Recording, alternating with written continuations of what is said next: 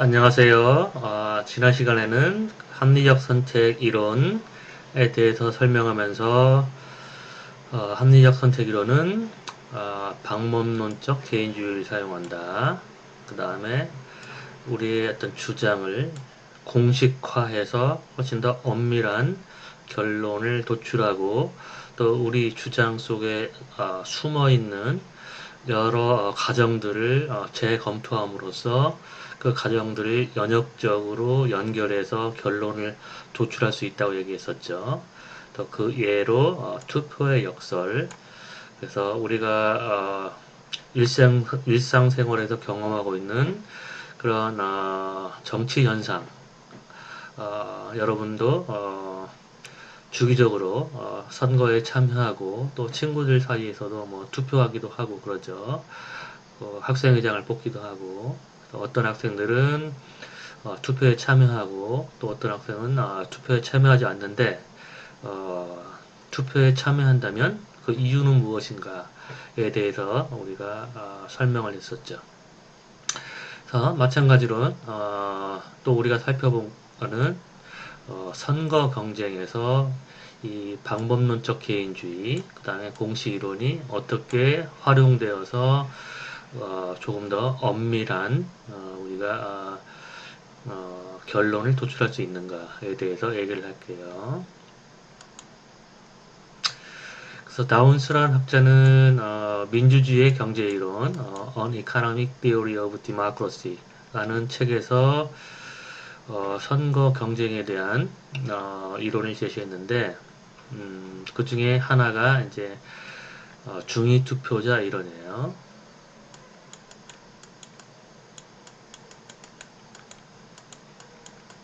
중위 투표자. 중위라는 거는 이제 미디언을 얘기하는 거죠. 미디언. M-E-D-I-A-N, 미디언. 중간값을 얘기하는 거죠. 그러니까 중간에 위치한 투표자의 이론이죠. 그래서 이 이론은 두 정당이 경쟁할 경우에 이 중간에 있는 투표자 입장으로 수렴한다는 것이에요. 근데 물론 이제 이와 같은 결론을 도출하기 위해서는 여러 가지 이제 가정들이 필요하죠. 여기서 얘기한. 근데 이전의 선거 이론은 주로 정치 심리학적인 시각에서 유권자들이 투표를 한다면 자신들이 어떤 소속된 집단이나 아니면 부모의 영향으로부터 형성된 정당 일체감 이런 것 때문에 투표한다고 봤던 것이죠. 정당 일체감. 주로 사람들은 대개 한 15세에서 25세 사이에 어떤 정치적인 태도, 정치적인 성향이 결정되는데 그 시기에 이제 가장 많은 영향을 미치는 사람들은 선생님이기도 하려니와 어떤 가족들, 특히 뭐 부모님들의 영향을 받아서 어떤 정치적인 태도가 형성 된다는 그런 이론이 있어요. 그리고 또 가족뿐 아니라 사람들은 여러 집단에 소속돼 있죠. 뭐 교회 다니는 사람은 교회라는 공동체에 소속돼 있고 여러분은 이제 대학 공동체에 또 소속돼 있죠. 그리고 또 여러분이 고향이 어딘가에 따라서 지역 공동체에 속해 있기도 하고 그러면 여러분들이 속해 있는 그런 공동체가 가지고 있는 어떤 정치적인 태도들이 있겠죠. 예를 들어 영남 출신들은 아무래도 보수적인 정치적인 태도를 가지고 있고 호남 출신들은 진보적인 태도. 그 다음에 이제 기독교인들은 요즘에 코로나 관련해서 그 일부 기독교인들이 어떤 보수적인 그런 태도, 반정부적인 태도를 가지고 있죠. 그리고 뭐 그 밖에도 뭐 대학별로 어떤 진보적인 그런 입장을 취하는 그런 대학 집단도 있고 보수적인 입장을 취하는 대학 집단도 있겠죠. 그래서 여러분이 어디에 소속되어 있는가에 따라서 정치적인 태도가 형성이 되고 그 태도로부터 정당 충성도가 결정되고 그리고 그 정당 충성도가 결정되면 여러분들은 그 정당에 대한 일체감을 가지게 되는 거죠. 또는 이처럼 여러분이 어떤 집단에 소속되어 있는가에 따라서 정당 일체감이 소속되기도 하고 또는 음, 어떤 개인에 대한 어떤 매력, 정치인, 지도자에 대한 그런 매력이나 호감도 때문에 정당 일체감이 형성되기도 하죠. 그러니까 어떻게 보면은 이런 집단 정체성, 또 정당 일체감도 하나의 일종의 집단 정체성이죠. 집단 정체성은 그 집단에 소속되기 때문에 형성되기도 하고 그 집단에 있는 어떤 매력적인 인물 때문에 집단 정체성이 형성되기도 하죠. 예를 들어 여러분이 뭐 야구팀의 어떤 특정 팀을 좋아하는 이유는 예를 들어 가지고 여러분이 뭐 호남 출신이면은 뭐 과거에는 해태 타이거즈 그 요즘은 뭐 기아 야구팀의 어떤 충성도 뭐 충성도까지는 아니어도 그 호감도를 느끼죠. 그러면서 자신이 이제 호남 출신이면 그 지역 연고팀에게 어떤 매력이나 호감을 느끼기도 하고 또는 그 팀에서 굉장히 좋아하는 그런 슈퍼스타 그런 야구 선수가 있으면 그 야구 선수를 따라서 그 팀을 좋아하기도 하죠. 예를 들어서 뭐 호남 출신이더라도 근데 과거에 이승엽 선수를 좋아하면 삼성의 팬이 될 수도 있는 것이죠. 마찬가지로 정치도 마찬가지죠. 여러분이 어떤 정당 일체감이나 정치적인 태도가 전혀 없다가도 어떤 우연히 특정 정치인에 대해서 어떤 그런 히스토리를 들었을 때 굉장히 감동적인 히스토리를 가지고 있는 사람들이 많죠. 그런 사람들에게 매력을 느끼면 그 사람을 먼저 좋아하게 되고 그 사람이 표방하는 이념이나 정책에 공감하게 되고 또 그 사람이 소속된 정당을 좋아하게 되고 그 정당의 당원까지 되기도 하죠. 뭐 예를 들어서 과거에 뭐 노무현 대통령 같은 경우 어떤 그런 고등학교 출신이지만 입지전적으로 사법고시에 합격하고 그 다음에 이제 그 나머지 일생을 약자를 위해서 이제 살았다는 그런 인생의 히스토리가 있는 것이죠. 그렇기 때문에 이제 그런 걸 보고 노무현 대통령에게 매력을 느끼는 그런 사람들이 이제 민주당 의 어떤 그런 입장에 공감하게 되고 뭐 민주당원이 되기도 하고 뭐 이런 식으로 그래서 과거에 대통령을 보면은 다들 거의 대부분이 히스토리가 있는 분들이죠. 그러니까 민주적인 절차로 선발한 대통령을 보면 그러니까 예를 들어서 뭐 김영삼 대통령도 군사 독재에 그 싸운 그런 정치인 그런 이제 그런 히스토리가 있고 비교적 그래도 김영삼 대통령은 이제 평탄한 삶은 산 편이죠. 다른 사람에 비하면 예를 들어서 노무현 대통령도 고졸 출신이지만 그렇게 성공적인 삶을 살면서 또 다른 사람을 위한 그런 이타적인 삶을 살았으니까 사람들이 매력을 느끼는 거고 또 그리고 인간적인 솔직함 뭐 이런 부분들 그리고 그 다음에 이명박 대통령도 뭐 고졸 출신인데 이제 입지전적으로 현대 상고 출신이죠. 상고 출신인데 굉장히 어려운 환경에서 이제 고대에 들어가서 그뭐 현대 서장까지 했다는 그런 이제 개인의 히스토리가 있고 그 다음에 뭐 박근혜 대통령도 어떻게 보면은 뭐 부모의 아버지의 후광으로 당선되긴 했지만 뭐 박근혜 대통령을 또 이제 지지하는 사람들은 어떤 동정심을 느끼기도 하죠. 어머니가 일찍 돌아가시고 그런 환경에서 민주화가 된 이후에 혼자 고립된 삶을 살다가 뭐 그렇게 해서 뭐그 새누리당의 어떤 그 선거의 여왕으로 이제 거듭나면서 그런 성공적인 스토리 뭐 그런 게 조명되기도 하고 그 다음에 뭐 문재인 대통령도 정말 가난한 그런 환경에서 어, 거제도에서 그렇게 해서 이제 변호사가 되고 또 사법연구원에서 차석을 했음에도 불구하고 어떤 그 커다란 로펌에서 어, 거기에 취직하지 않고 인권 변호사로서 약자의 편에 들었다. 이런 이제 모든 스토리들 그런 스토리들이 있는 사람들이 가만히 보면 이렇게 대통령에 당선이 되는 거죠. 그러니까 금수저로 태어나가지고 편한 삶을 살다가 그런 사람은 인간적인 매력을 대중적인 그런 지지를 얻기가 어렵죠.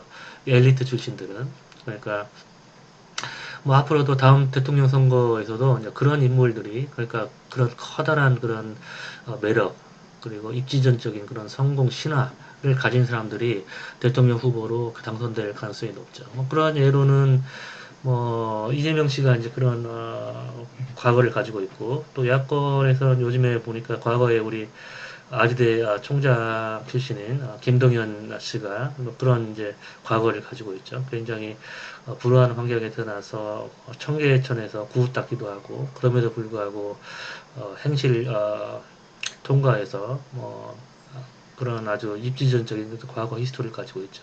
그래서 지금 뭐 김동연 씨가 어떤 결정을 할지 모르겠지만 야당 쪽에서는 만약에 김동연 씨를 이제 입양한다면 아마 내 생각에는 다른 어떤 후보보다 예를 들어 홍정욱 씨나 이제 그런 사람들은 말 그대로 엘리트 출신이죠. 하버드에 나왔고 훨씬 더 이제 커다란 파급력을 가질 수 있다고 생각하죠. 지금은 정치인으로서 이제 인지도는 낮지만 결국에는 그런 히스토리를 가지고 있는 사람들. 내가 이제 이런 얘기를 왜 하냐면 집단 정체성이라는 게 이제 그렇게 형성된다는 거죠. 여러분이 야구팀을 결정할 때도 어떤 개인의 매력, 굉장히 개인적인 매력을 가진 사람을 통해서 야구팀을 결정하듯이 정당도 마찬가지로 떤 개인적인 그런 매력적인 정치인을 통해서 정치적인 태도가 형성되기도 한다는 거예요.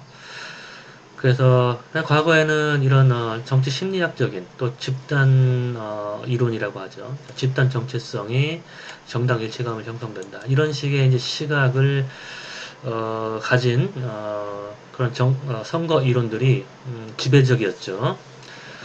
그런데 이제 합리적 선택 이론에서는 그런 어떤 정당 일체감이나 정당 소속감, 집단 이론 이런 것보다도 더 중요한 게 개개인의 효용, 개개인의 이해관계를 따져봐야 된다는 거죠.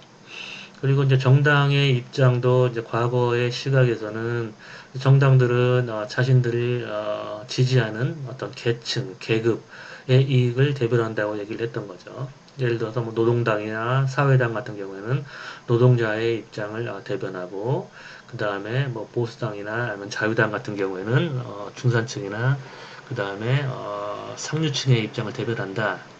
그런 집단의 이익을 대변한다. 이제 이런 식으로 봤는데 합리적인 선택 이론에서는 정당도 결국에는 정치인들이 모여서 만든 집단이기 때문에 정치인들 개개인의 이해관계, 그 목적이 무엇인가를 구체적으로 명시하고 그와 같은 개개인의 정치인 개개인의 이익에 따른 행동을 했을 때 어떤 선택을 할 것인가를 봐야 된다는 거죠.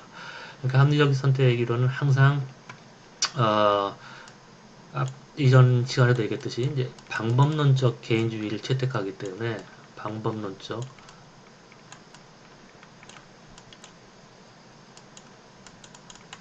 개인주의 또 사회현상을 설명함에 있어서 그 사회현상을 구성하고 있는 개개인의 그런 동기와 이해관계를 통해서 설명하지 않으면 그 설명이 완성된 것이라고 보지 않아요. 그래서 하나의 개인주의적 리덕셔니즘이라고도 불러요. 리듀스 한다고 하죠. 리덕션. 그러니까 개인주의적 환원주의라고 그러죠.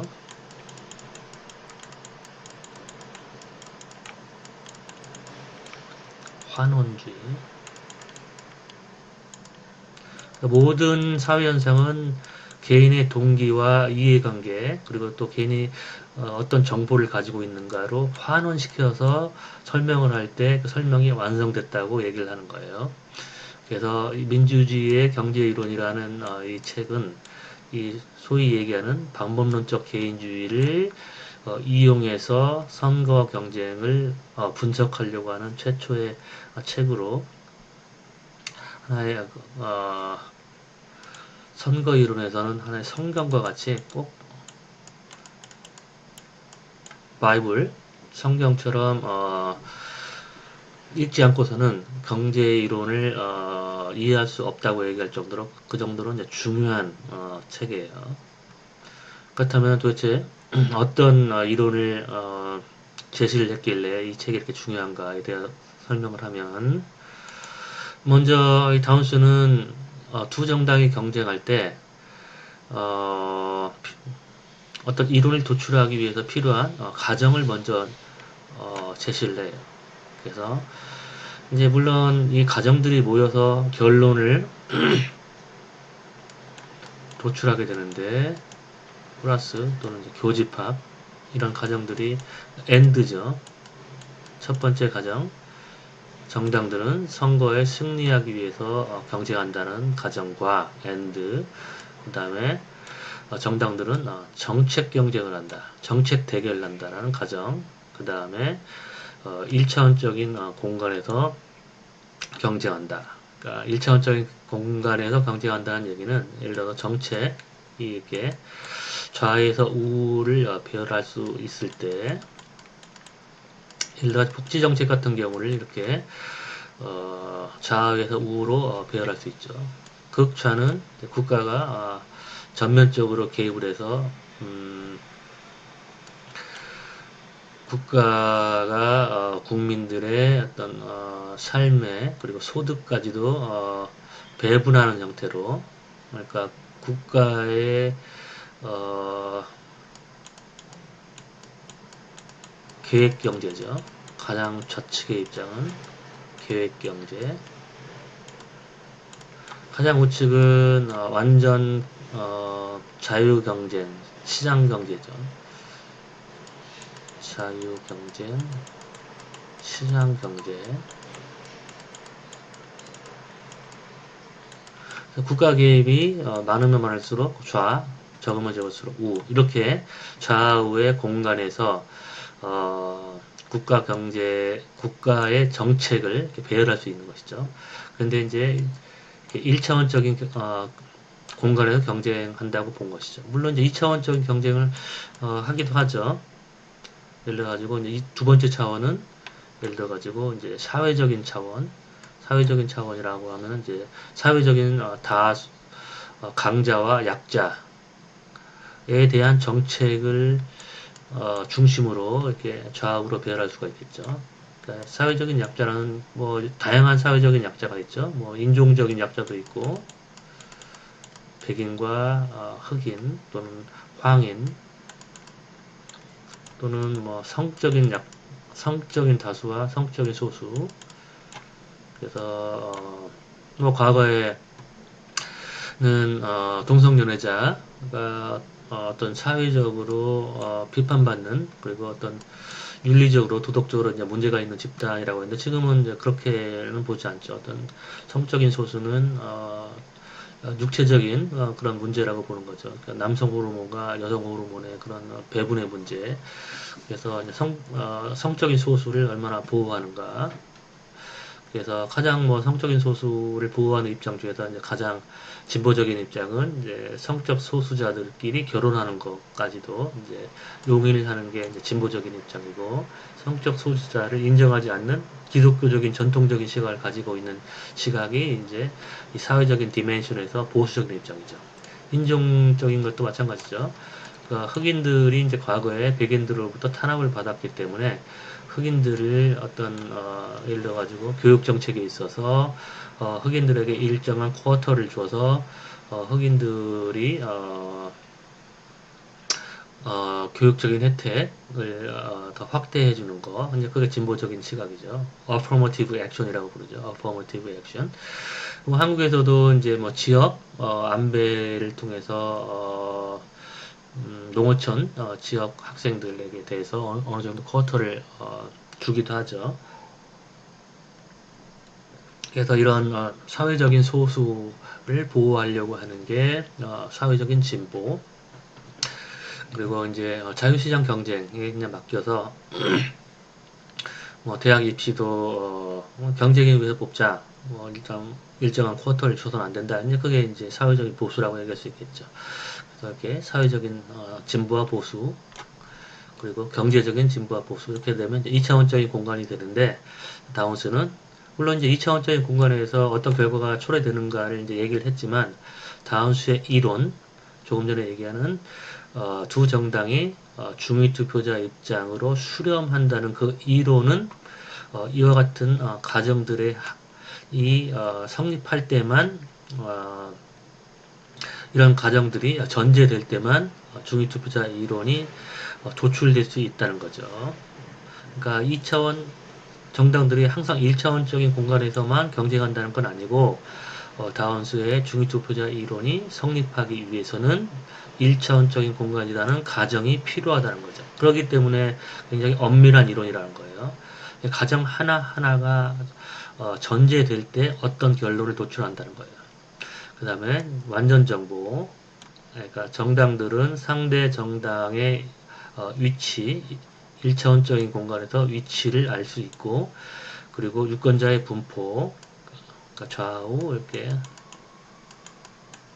좌우의 공간에서 유권자들이 이렇게 분포되어 있으면 유권자의 분포를 알 수 있다는 거고, 유권자도 정당의 입장을 알 수 있고, 또 유권자의 다른 유권자의 그런 정치적인 선호, 좌우 공간에 있어서 입장을 알 수 있다는 그런 가정을 하는 거죠.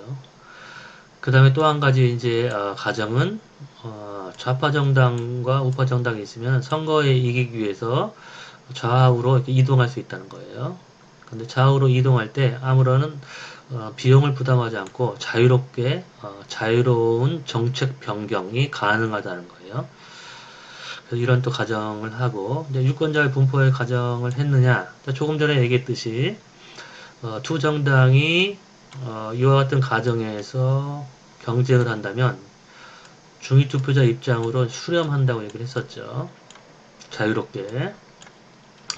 그렇다면 여러분이 생각할 때 중간으로 수렴하는 이유가, 예, 중간에 많은 유권자들이 있기 때문에 가능한 한 많은 유권자를 얻기 위해서 수렴한다고 생각할 수 있는데, 조금 이따 얘기하겠지만 다운스 이론은 유권자의 분포에 대해서는 가정을 하지 않아요.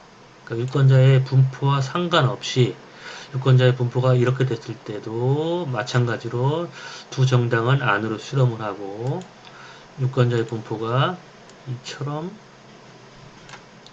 좌파 유권자와 우파 유권자가 매우 많을 때도 중앙으로 수렴을 해요. 그러니까 즉 달리 얘기하면 유권자의 분포와 상관없이, 또는 유권자의 분포에 대한 별다른 가정이 필요 없이 다원수의 이론은 성립한다는 거예요. 왜 성립하는지 얘기를 할게요. 예를 들어서 유권자의 분포가 뭐 물론 이렇게 됐을 때 현실 세계에서는 주로 유권자의 분포를 항상 이렇게 돼 있어요. 이 종 모양으로 중앙에 있는 유권자들이 많아요. 근데 조금 더 이제 극단적인 경우로 이렇게 됐을 때 한번 생각해 봅시다. 이렇게 됐을 때도 왜 수렴하는지 알기 위해서, 유권자의 분포가 됐을 때 좌파 정당이 여기 있고 우파 정당이 있으면, 그러면 이제 다운스의 가정 중에 하나는 또 뭐냐면, 유권자들은 정책적으로 자신들에게 더 가까운 정당에 투표한다는 가정을 한 것이죠. 또 추가를 하면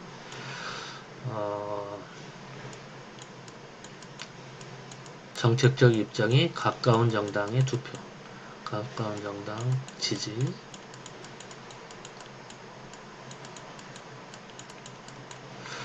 그래서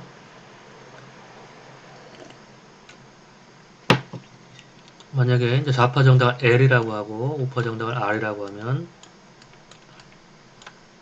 L 주변에 있는 유권자들은 당연히 뭐 예를 들어서 여기에 있는 유권자나 여기 있는 유권자들은 L하고 R의 입장을 비교해 보면 L이 훨씬 더 가깝죠. 그러니까 당연히 이런 유권자들은 여기에 있는 유권자들 이런 사람들을 다 L을 찍겠죠.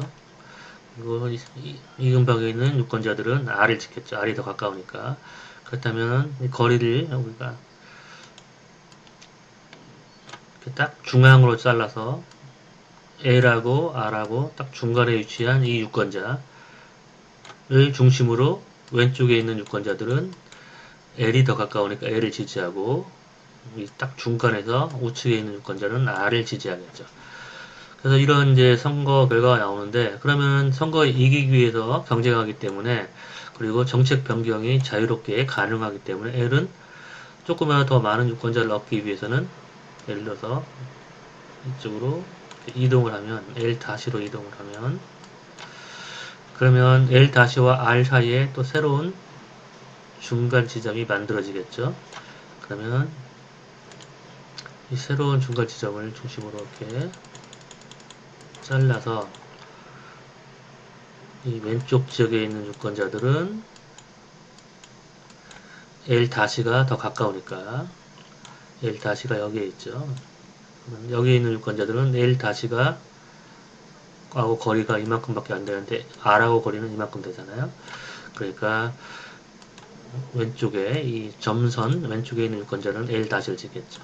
달리 얘기하면 L이 L-더 이동했을 때 이만큼의 유권자를 더 얻게 되는 거죠. 이만큼의 추가적으로 이만큼의 유권자를 더 얻게 되는 거죠.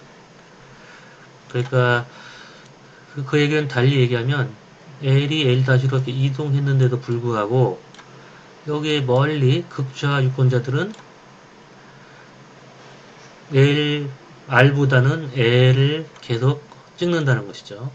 그러니까 자신이 지지하는 L이라는 정당이 자신으로부터 멀어져도 그래도 R보다는 L이 더 가까우니까 여기에 있는 극좌 유권자들은 좌파 정당을 찍는 게 더 합리적이겠죠. 그렇다면 R이라고 해서 여기 가만히 머물러 있을 필요는 없죠. R도 중앙으로 수렴을 하겠죠.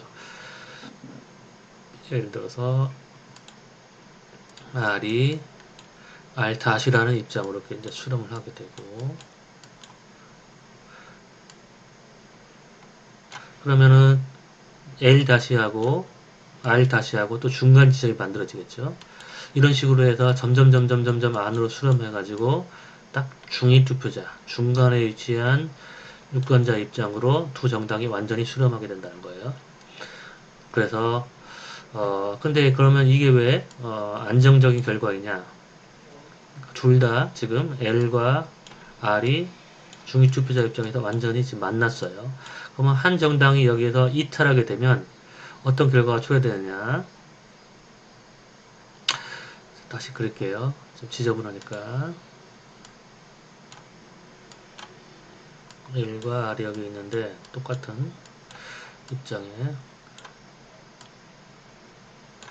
만약에 L이 지금 이 결과에 의하면 L과 R의 완전히 똑같은 입장이니까 유권자들은 어떻게 투표하겠어요? 그리고 정책 경쟁을 하니까 두 정당 간의 정책 입장이 아무런 차이가 없으니까 유권자들은 누굴 찍어도 차이가 없죠. 그러니까 뭐 동전을 던지거나 랜덤하게 찍어서 이 두 정당이 각각 2분의 1씩을 가져가겠죠. 유권자에 비기겠죠. 그러면은 이 비기는 게 마음에 안 들면 L이라는 정당이 약간 왼쪽으로 이동을 한번 한다고 가정을 해봐요. 그러면 L이라는 정당이 더 많은 표를 얻을 수 있는지 L이 이쪽으로 이동을 했어요. 그러면 L이 이쪽으로 이동함으로써 L은 여기에 있는 유권자들을 다 얻을 수 있죠. 하지만 이 L 새로 이동한 이 지점과 과거에 이 중위 투표자 입장하고 중간이 또 만들어지겠죠. 그래서 이거 중간을 또 자르면 이렇게 L은 이 부분을 얻고 R은 이 부분을 얻겠죠. 그리고 추가적으로 R은 또 이 부분을 넣었죠.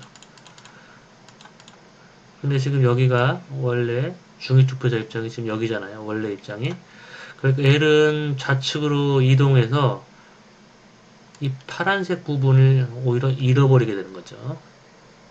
그러니까 L은 이 중위투표자 입장에서 이렇게 이탈했을 때 이익을 보는 게 아니라 오히려 이 파란색 부분에 손해를 보게 되니까 이탈할 동기가 없는 거죠.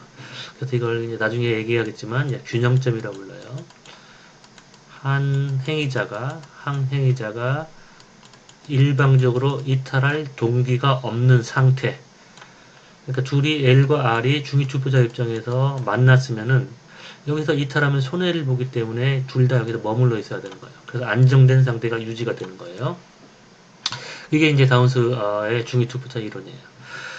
그런데 이제 현실 세계에서는 이와 같은 선거 결과가 일어난 거는 단 한 번도 없죠. 두 정당이 완전히 서로 일치해서 일치된 그런 정책 입장을 채택해서 선거 결과가 서로 타이, 동률을 이루는 그런 결과는 없잖아요. 그러니까 이와 같은 다운스의 중위투표자의 그 결론과 현실 세계는 서로 부합하지 않는 거죠. 그 얘기는 달리 얘기하면 이 이론이 틀렸다는 거죠. 타당하지 않다는 것이죠.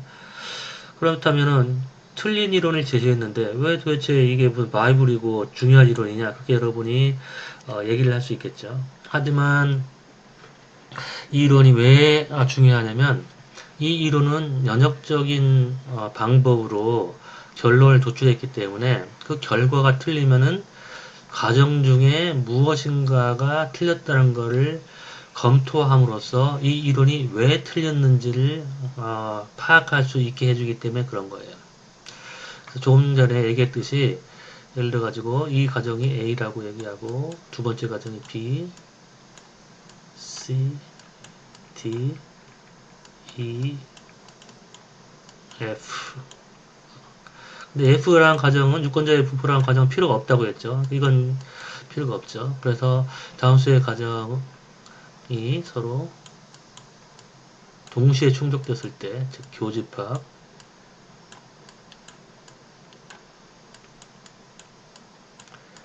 이게 동시에 충족되면 중위투표자 이론, M이라는 미디안 보터 디오럼이 나왔잖아요. 근데 이 이론이 지금 현실 세계하고 맞지 않는 이론이에요. 현실 세계는 M이 아니라 not M이에요. 미디안 보터 디오럼이 맞지 않아요. 그러면 우리가 논리적으로 이거에 대한 역은 이렇게 되죠.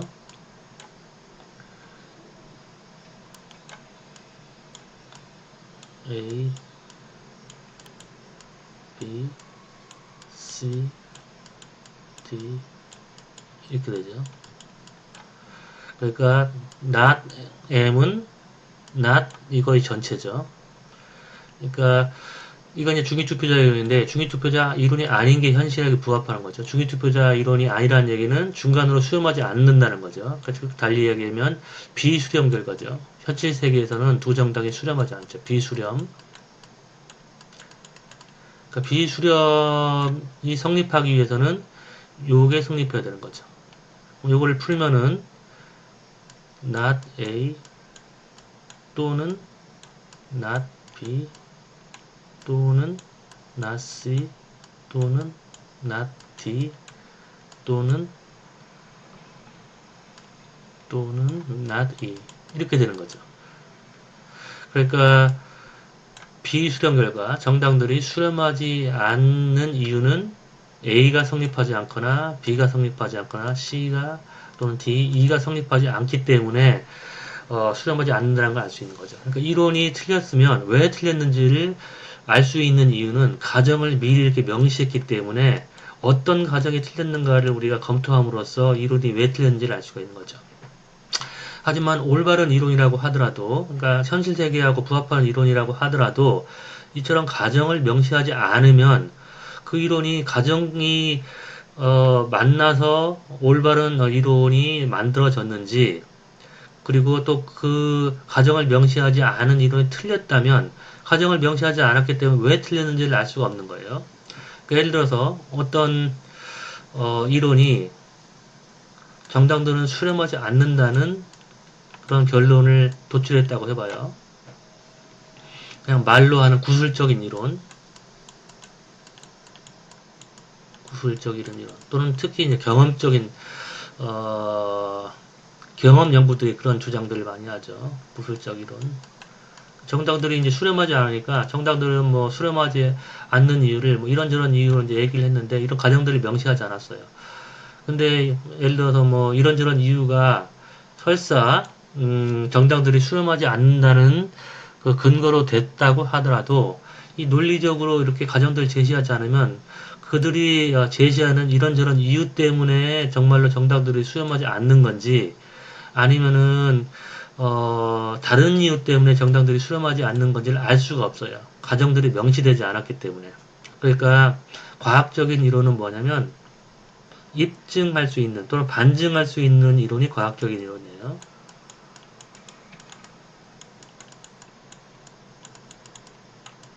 과학이란 반증 가능성이 있는 거예요.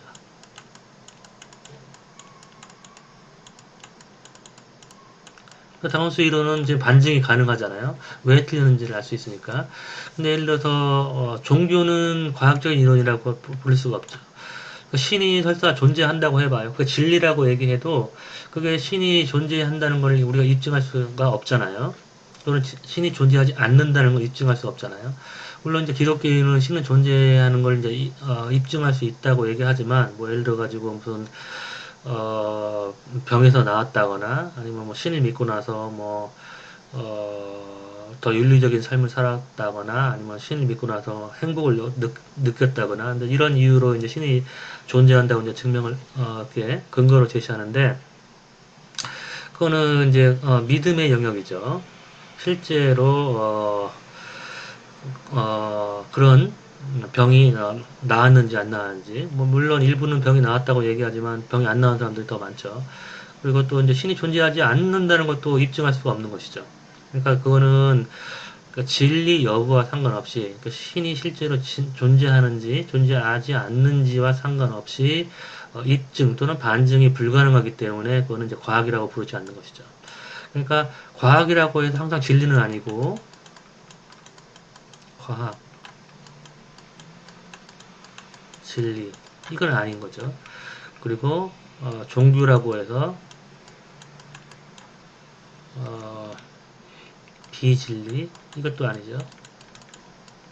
종교라고 해서 입증할 수 없다고 해서 진리가 아니다 그렇게 얘기할 수도 없는 것도 아니죠. 입증할 수 없지만 신이 존재할 수도 있는 거죠. 근데 어쨌든 중요한 거는 우리가 어떤 이론을 평가함에 있어서 이게 좋은 이론이라고 얘기하는 거는 물론 가장 이상적인 이론은 진리를 얘기하면서 그걸 입증 가능한 게 가장 좋은 이론이겠죠. 하지만 현실 세계를 설명하지 못한다고 하더라도 이게 반증 가능하면 그거는 과학적인 이론이라고 부르는 거예요. 그래서 다운스의 이론은 과학적인 이론이라고 얘기할 수 있는 거예요. 왜냐? 결과는 틀렸지만 우리가 왜 틀렸는지를 일단 결과가 틀렸는지 안 틀렸는지를 알 수가 있잖아요. 왜냐? 첫 번째는 정당들이 실제로 경험 세계에서 수렴하지 않으니까 경험적으로 입증되지 않으니까 반증 가능하죠. 그리고 거기다 플러스 왜 틀렸는지 이렇게 검토할 수가 있죠. 그러니까 not A, not B, not C, not D, not E 어떤 게 올바른가 우리가 이제 검토를 해봐야겠죠.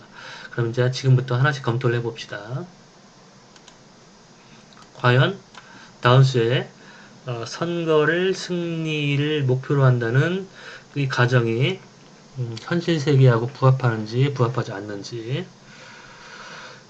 정당이 선거 승리가 목적이 아니라면 정당의 존재 가치가 없는 것이죠. 물론 이제 자신들 지지하는 유권자들 이제 대변하기 위해서 정당이 있는 경우도 있고 또는 정권을 잡을 수 없음에도 불구하고 자신들이 존재하지 않았을 경우에 그 정권을 잡는 정당이 마음대로 자신들의 마음대로 어떤 정책을 만드는 것을 막기 위해서 그러니까 그런 어떤 네거티브한 그런 활동을 하기 위해서 정당을 만드는 그런 정당도 있죠. 예를 들어서 뭐 이태리의 공산당 같은 경우에 과거에 공산당은 그러니까 정권을 잡을 가능성, 집권 가능성이 없지만 자신들이 존재하지 않았을 경우에 다른 정당, 보수당이 집권을 해서 보수당이 원하는 정책을 어, 만들고 집행하는 것을 막기 위해서 공산당이 존재하기도 하죠. 그걸 이제 anti system party라고 부르죠. 그런 정당, anti system.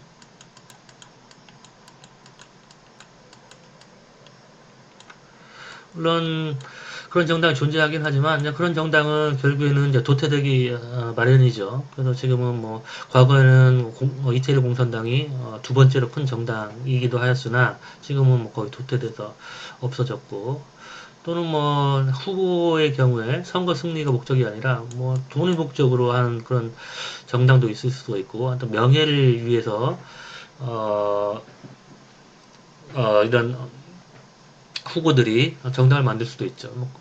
예를 들어서 대통령 선거에 당선될 수 없음에도 불구하고 계속 대통령 선거에 나오는 사람도 있죠.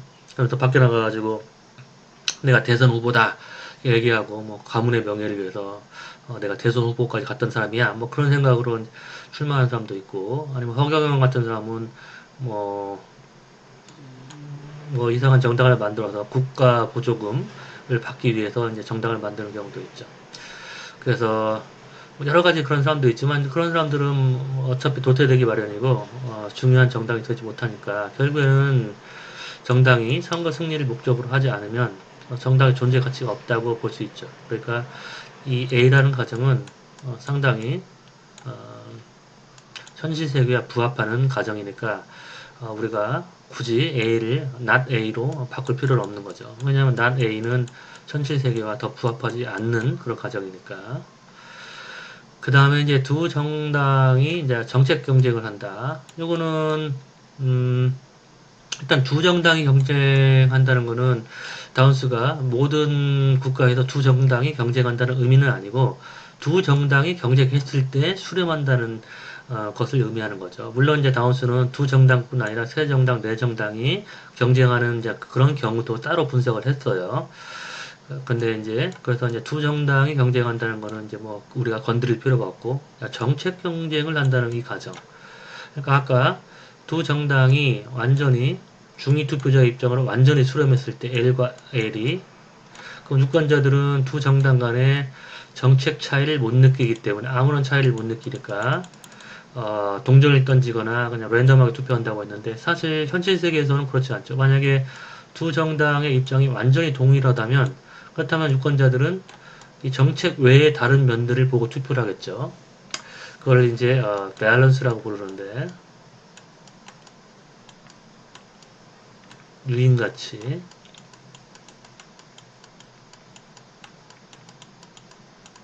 유인이란 거는 이제 유인 꼬신다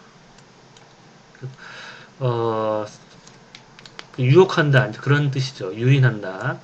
그러니까 유권자들로부터 하여금 정책 투표를 유권자들이 하는데 정책 투표를 하지 않게 하고 다른 그런 매력적인 요소를 가지고 유권자의 투표 결정을 바꾸게 만드는 거, 유혹하는 거 그런 가치들 얘기하는 거죠. 이제 그런 가치들은 뭐 후보의 외모가 될 수도 있고 외모 꼭 외모 갖고 잘생겼다는 걸 뭐 의미하는 건 아니고 뭐 관상이 좋을 수도 있죠. 호감이 가는 그런 외모들이 있잖아요. 아니면 후보의 어떤 카리스마 예를 들어서 뭐 이재명 후보 같은 경우에는 사이다라고 얘기하잖아요. 그런 걸 얘기하는 거죠. 그러니까 유권자들은 어떤 단호한 지도자의 그런 단호한 모습 그런 거를 좀 매력을 많이 느끼기도 하죠.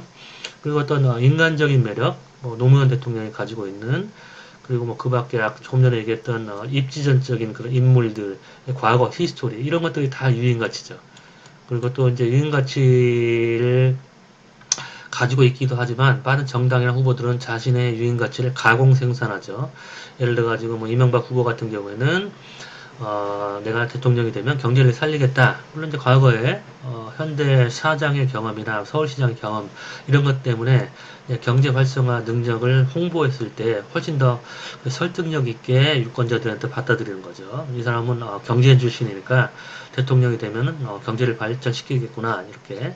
또 박근혜 대통령은 나는 원칙 있는 대통령, 원칙을 굉장히 강조했고 그리고 뭐 노무현 대통령은 어떤 반칙 없는 세상, 뭐 정의로움 이제 그런 거를 강조했기로 하죠. 그래서 정당의 입장이 이렇게 정책 입장이 둘이 완전히 똑같다면 유권자들은 당연히 정책 외에 다른 이런 유인 가치 이런 걸 보고 투표를 하겠죠. 근데 다운스는 정책 경쟁만 한다고 가정을 한 거죠. 그러니까 요 가정, B라는 가정은 현실 세계하고 이제 부합하지 않을 그런 가능성, not B가 오히려 현실 세계하고 더 부합할 가능성이 있는 거죠. 요거는 일단은 보류해 둘 필요가 있는 거죠.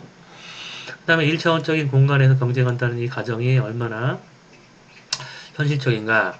아까도 얘기했지만 정책 공간은 1차원 경제적인 공간뿐 아니라 또 2차원적인 공간도 있죠. 사회적인 디멘션. 한국 같은 경우에는 이제 경제적인 디멘션이 있고 복지 정책을 둘러싸고 벌어지는 좌우의 경쟁, 경제적인 디멘션. 근데 한국은 남북 관계를 두고 좌우 또는 보수와 진보가 갈라지기도 하죠.